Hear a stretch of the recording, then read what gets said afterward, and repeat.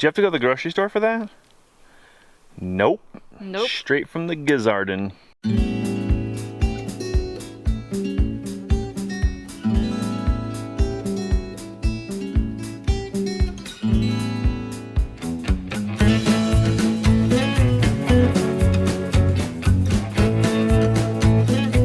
Just when I thought we weren't gonna get any strawberries this year. But the real question is, who gets to eat it? Because there's only one of them.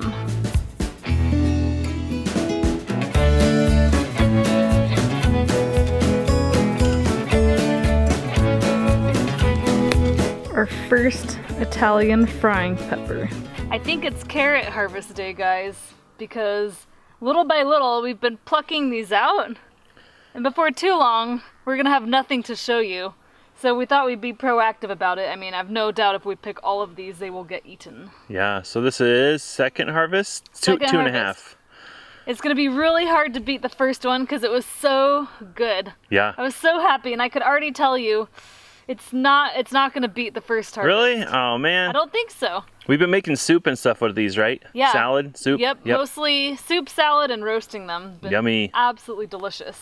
I'm going, this is gonna be the best. It That's has that look about it. What do you think, straight or curvy? Wow. I think it has 2 carrots on it. I think straight. You think straight? It's a good looking. Oh no, that was not a second carrot. Yeah. It is straight. It is straight. And I pulled out 2 carrots. We both win. Okay, well, let's do what we did last time. Yeah. Let's just remake last time's video. Okay, that where sounds good. you pick what you think is going to be the best carrot, and then we'll see who wins. Someone told me once I'm competitive. That's not true, is it?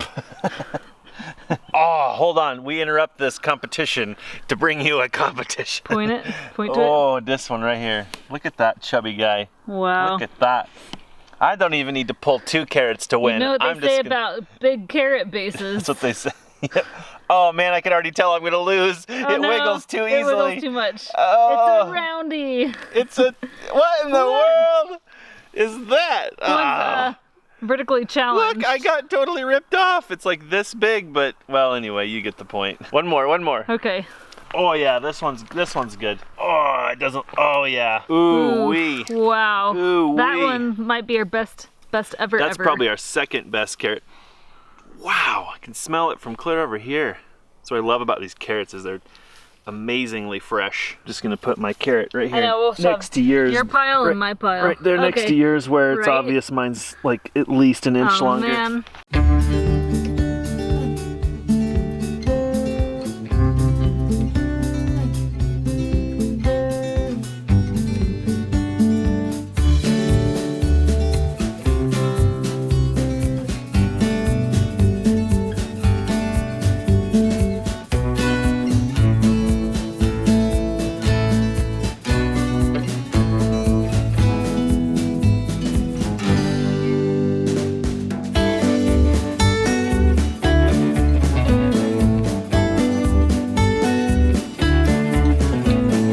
One more? Yeah, one more. I think that's medium sized. Come on.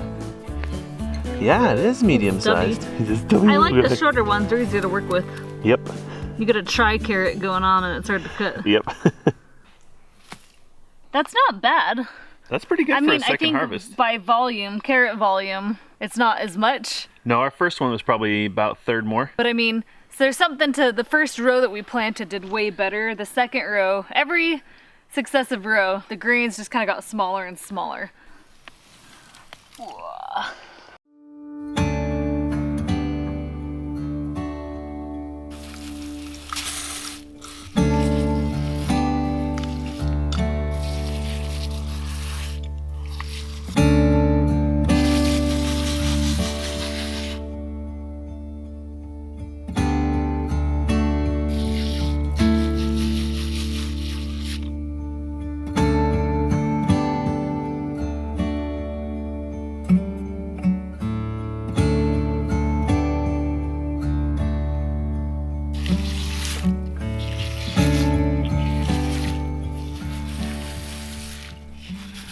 Wow, I'm so proud. It's such a beautiful carrot.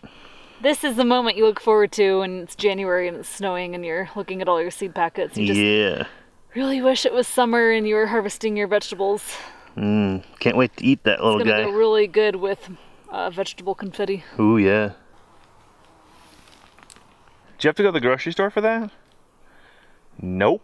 Nope. Straight from the Gizarden. So in our last video, you guys know how I was kind of scratching my head what to do with all these carrot greens? Yeah. I figured it out. A lot of people told me, why would you save the carrot greens or the carrot tops? Like, people just throw those away. And my response is, they're edible. Why would you not try to save them? I wonder why in American culture we think that that's the edible part. I wonder, we do this because it's at the grocery store. We assume that whatever they give us at the grocery store is what we should eat. And makes no sense to me why you would grow all that food and just, and then cut it off, throw that in the garbage, and then eat that. Well, I think what's weird is we spend all this time growing all these other greens, like kale and spinach and our lettuce, but our kale we had to rip out. We'll probably share that in a future video. We have some beet greens, but we're definitely limited. We're definitely low on our greens for winter. So that's why I was trying to scratch my head, like, how can I preserve these? They're definitely strong smelling and they're strong tasting. But I went to the old internet. The first idea I found was to make carrot top pesto, which I did, but I threw in a third basil and it just tastes like basil pesto. Perfect. So if you're looking to hide the greens and stuff, as we women love to do, pesto is a really great way to do it. But the other thing I saw was to dehydrate the greens. Ooh. So take all of this that you're growing, and what's silly is that there's lots of ways to use these fresh, but one carrot top has so many greens that you can't possibly eat them all. No. So the only thing that makes sense is to preserve them really via dehydration. I can't wait to show you the process because it's pretty cool and I've already done it once, so I know that it works. Yes, and you're not going to throw away your carrot greens ever again, ever. No.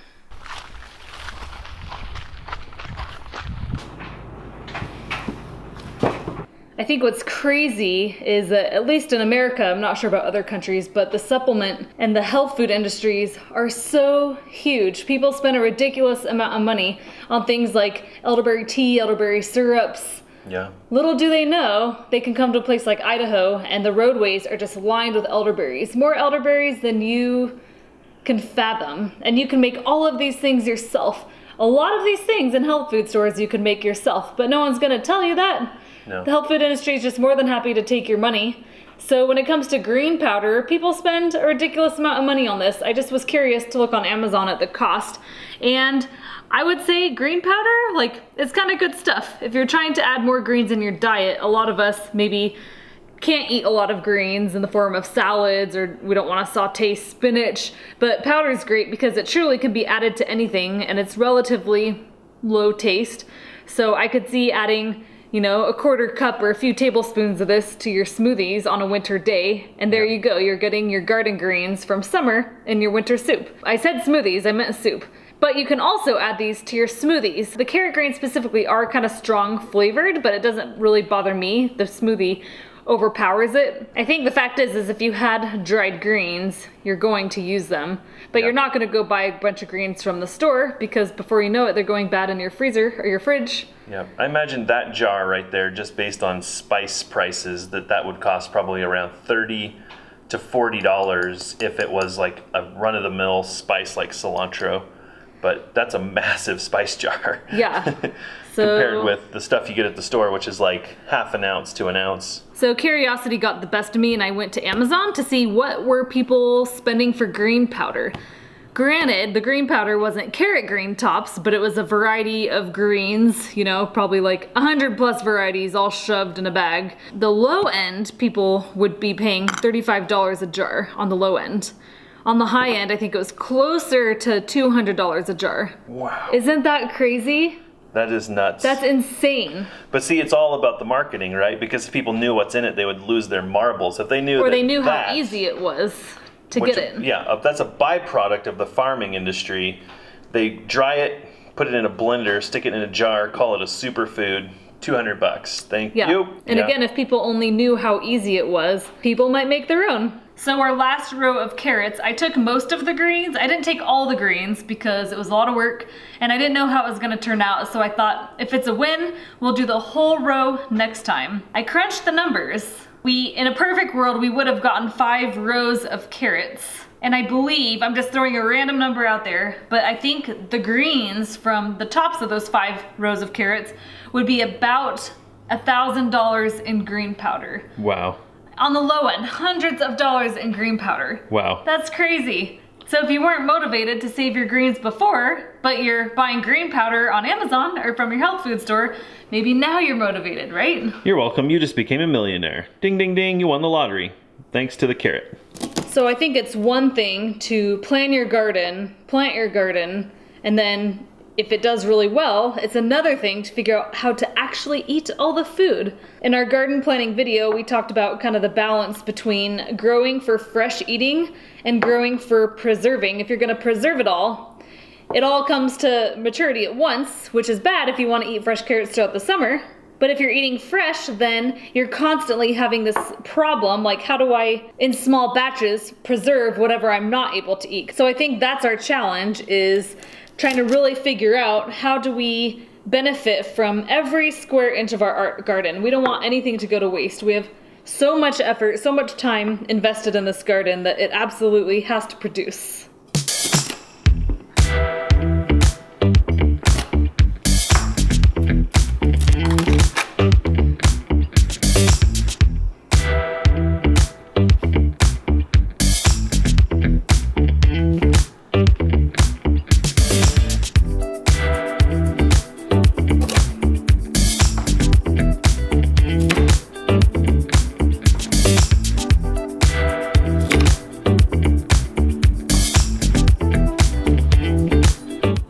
Couple of ways to do this. You can use a dehydrator, but most people's dehydrator isn't going to be large enough for such a batch. So probably the easier method is to simply hang them upside down to dry. It takes maybe about a week. It's really not that long.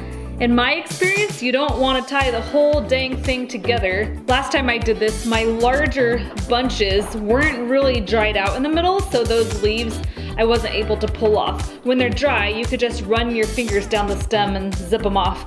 So that's what we're gonna do, is we're gonna get these babies tied up in probably about 5 to 10 bunches, somewhere in there.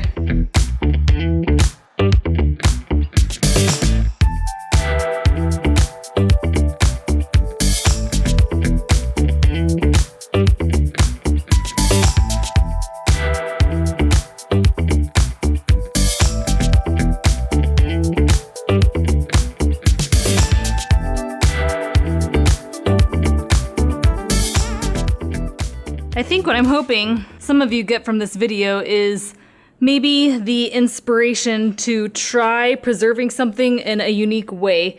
I think a lot of food preservation, whether it's water bath canning or pressure canning, dehydrating, freezing, a lot of stuff can be really intimidating if you haven't done it before. And once you do something once, it's really not that big of a deal. You are going to have a lot of failed experiments. I can't tell you how many times we failed or we've done something and we thought, you know what, that really doesn't make sense. Probably not going to do that again.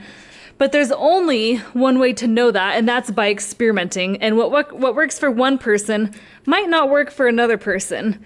We have limited freezer space, and prior to now, we actually lived off grid, and we only had a small freezer, so freezing things wasn't really an option. So for example, instead of freezing all of our fruit, we had to can it right away, and we only could eat so much jam, so we decided to turn a lot of that fruit into mead, which doesn't need refrigeration or freezer space. I also want to share that don't try to be a food preservation garden superhero. You can only focus on one thing at a time, so while we're dehydrating our carrot greens this year, it probably isn't something we would have done last year. And another project we want to do is save our seeds. And I'm not sure if that's going to happen this year or not. We definitely have our plate full. So that's, again, just one of those things that we want to experiment with. It may or may not be worth it, but there's only one way to find out.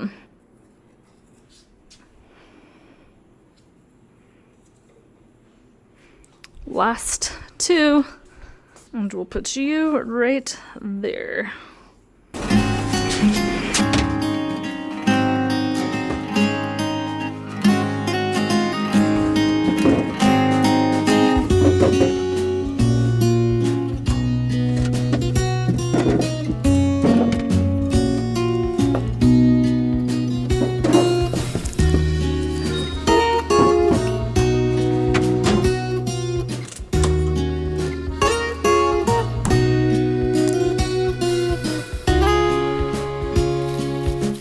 hear that? I think we're there. Not for these. These are our most recent harvest that we hung up yesterday, so those need to cook a little longer. And then we also got some scraps from the farmer's market because the vendor was just gonna throw them away. So we have a lot of carrot greens to powderize.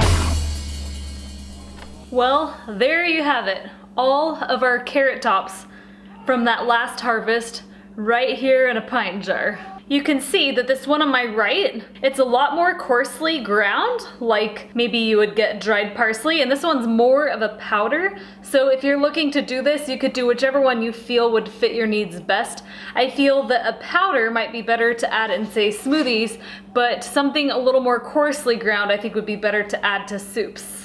I think that it's my hope for someone watching this video that you think twice before throwing away perfectly edible parts of a lot of your produce. Not only can it save you money by not throwing these parts away, but you can increase your overall nutrition because so many of these parts are so nutrient dense, we're just not accustomed to using them.